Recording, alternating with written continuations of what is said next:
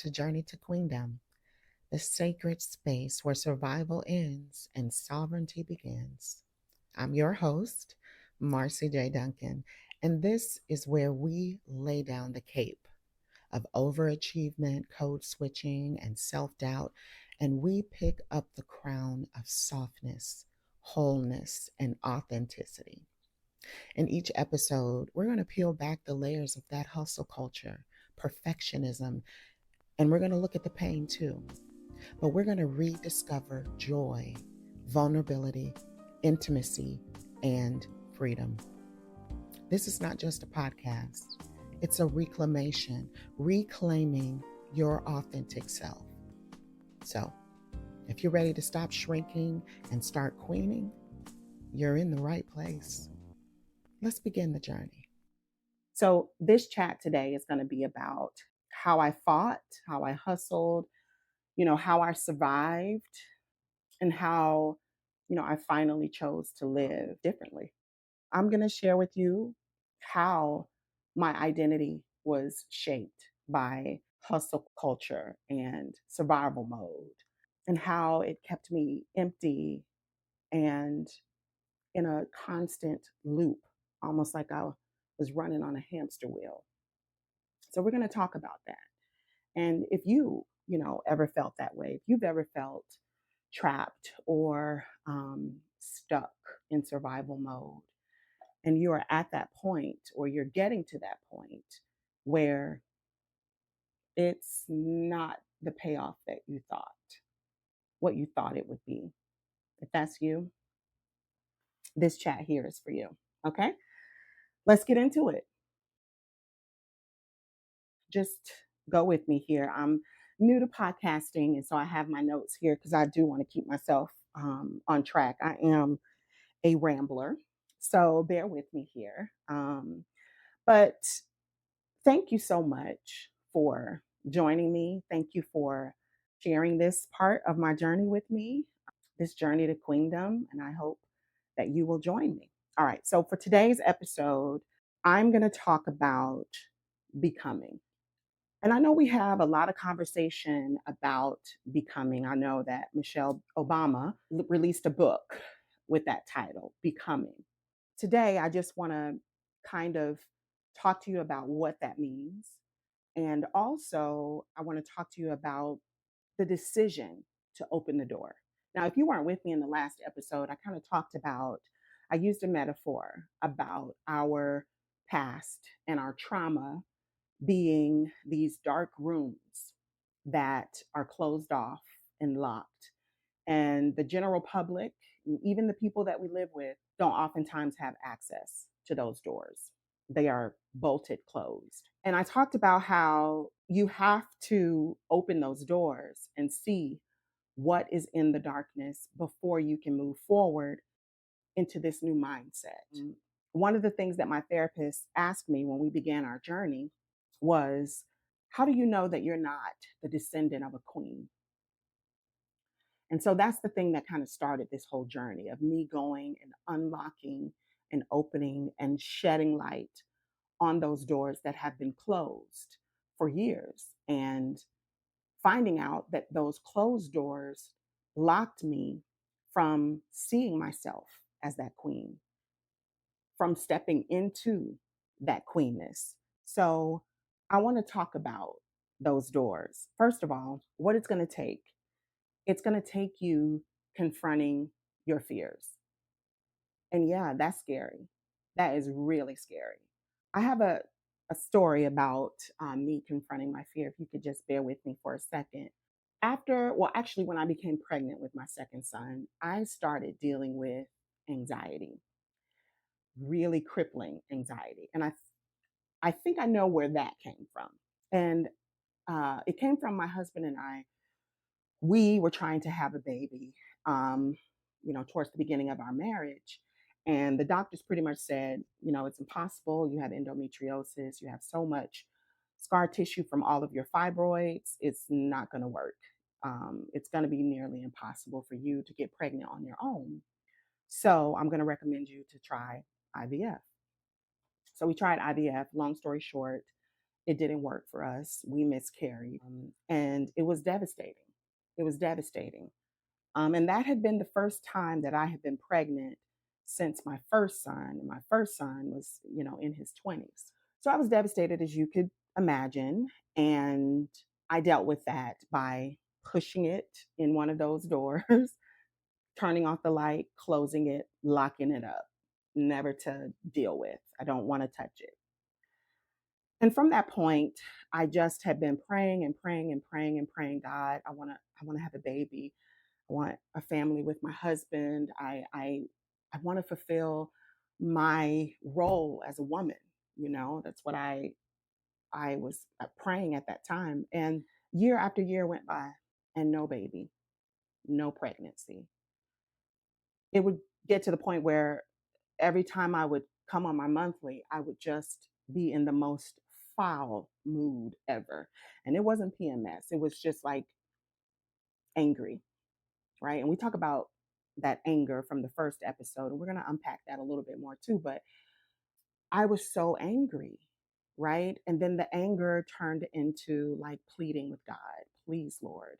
And then that pleading became, okay, I'm tired. I'm tired. We are 6, 7 years down the line, and I'm tired. If it be your will, so be it. If not, I vow to you that I'm going to make peace with whatever that is, because I know that you are real, and I know that we have a relationship, and I don't want to forfeit my relationship with you over this. So I let it go. And as soon as I let it go, I got pregnant. I got pregnant after 7, maybe 7.5 years of trying.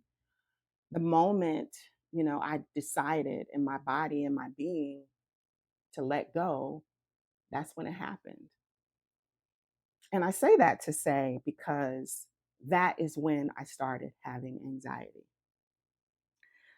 So I was pregnant, and you know that I had miscarried before.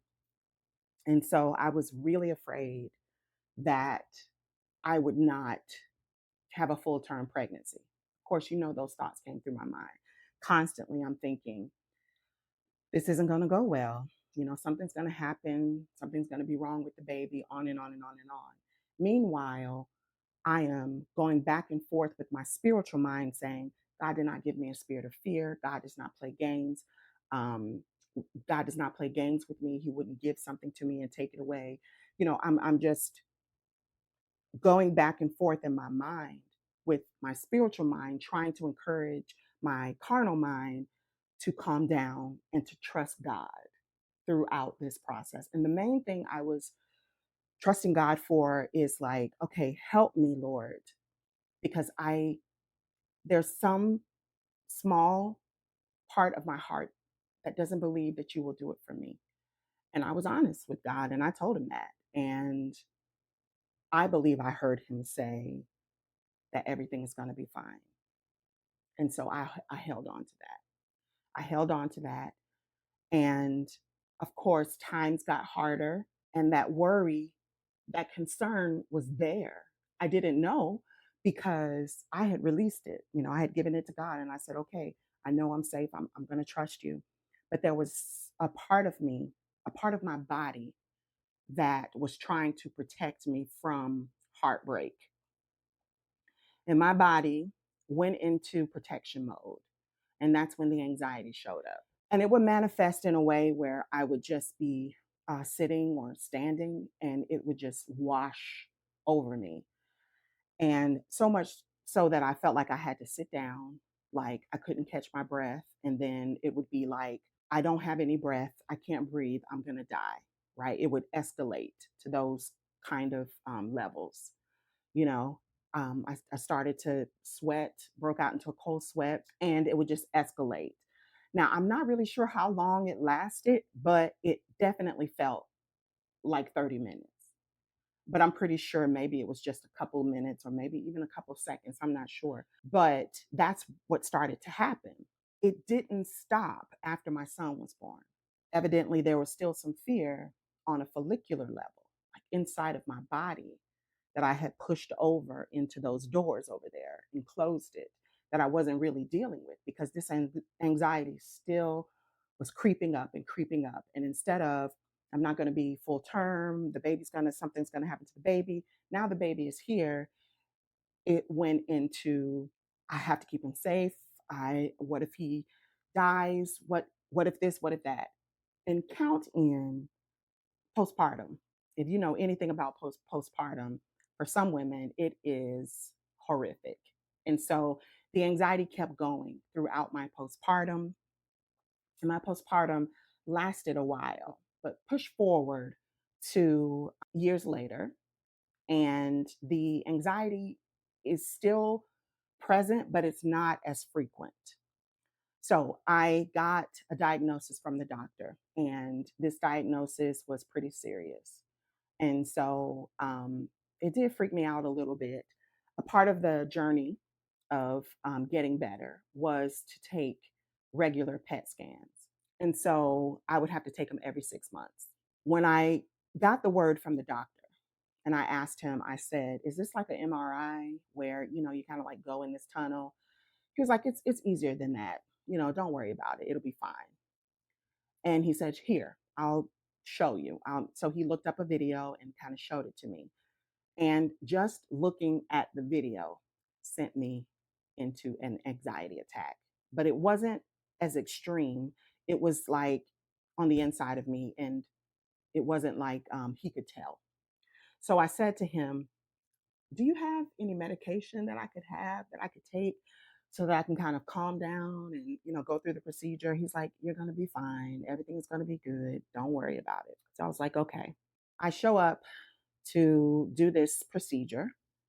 And just like I thought, I started to go into full blown panic attack.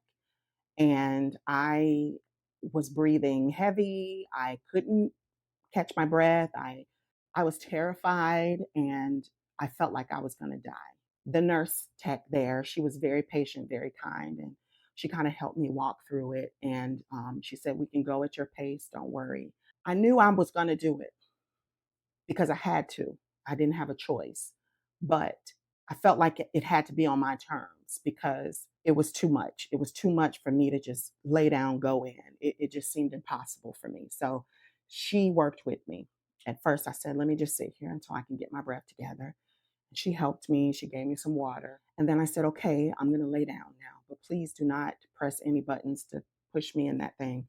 Just let me lay here for a second. And she let me lay here. I got my body used to that. And then I told her, I'm ready. And if you can just stay here with me for as long as you can before you have to go, I would appreciate that. And she did that. And she talked me through the whole process. And she told me when she was going to press the button, and she pressed it. And I was panicking, but I knew I had to do it. So I just grit my teeth, and I forced my brain to sing a song, to think of other things until the wave passed. And I just kept thinking, I got to get out of here. I got to get out of here. I'm going to die. I'm going to get die. I got to sit up. I need to sit up. Like, all of this was going through my mind. And I'm literally inside of my head fighting in my mind, like, no, no, no, you can't stay. It's okay. It's going to be over soon. Sing a song. Think about your sons. I'm doing all of these mind games to help myself calm down.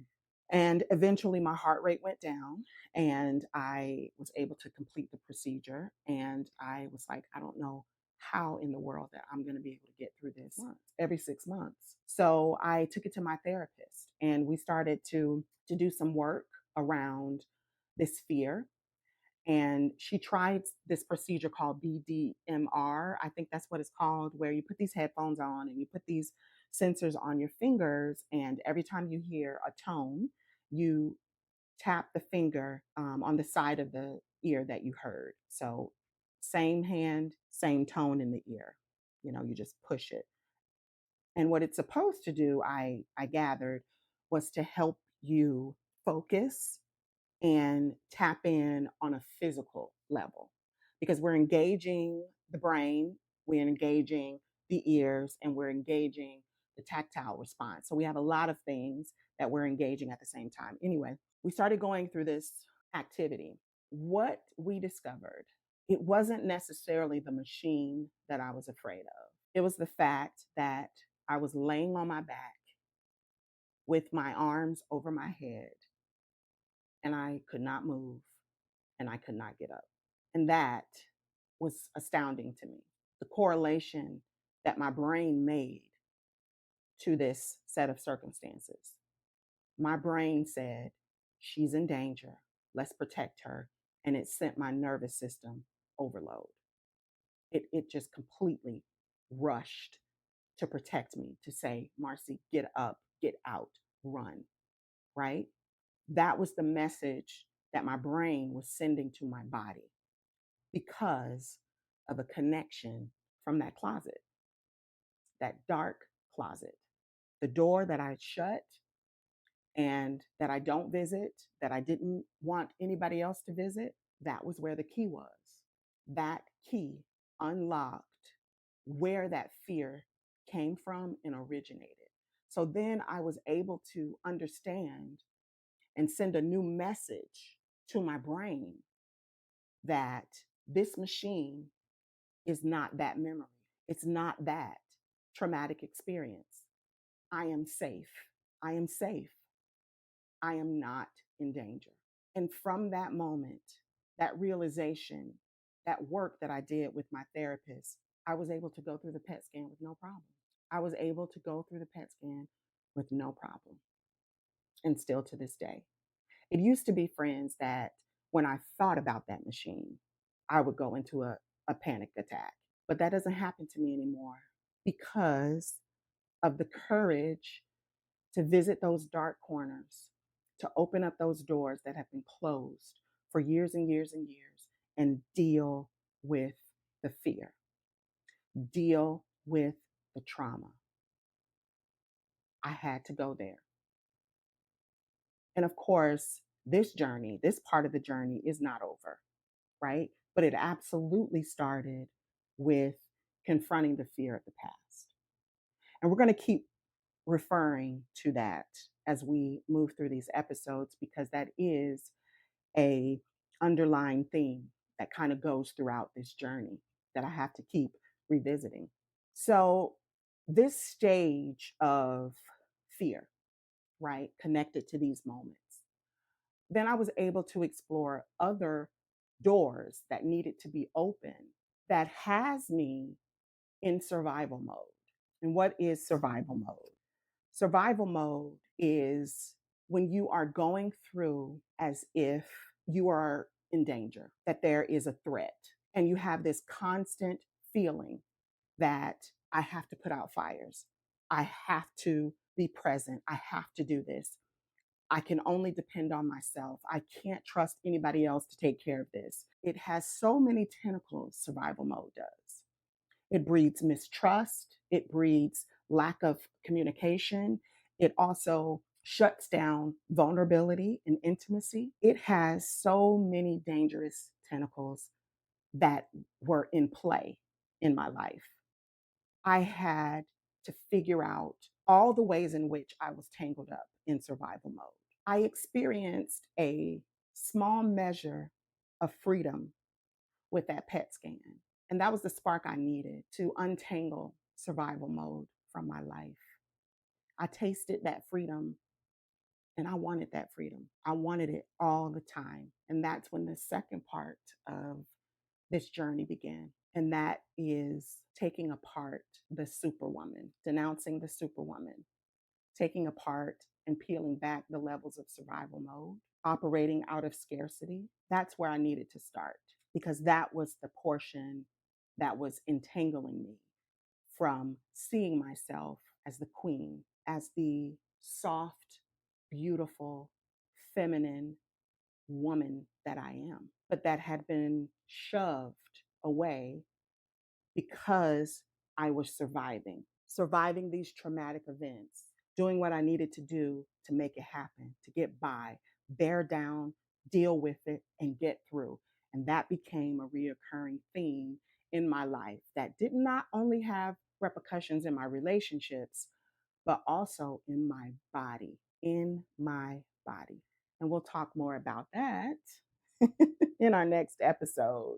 Listen, thank you so much for being here with me and listening to this podcast. I appreciate you and I look forward to talking to you next. I just want to encourage you to put down your cape and pick up your crown. Let's do it together. See you next time. If something in today's episode stirred your spirit, share this episode with a sister. Leave a review or connect with me on social media. Remember, your softness is sacred. Your healing is your birthright. And your queendom, it's already within you. Until next time, keep rising and claim your inheritance. This podcast was brought to you by Artist at Play, nurturing the artist within.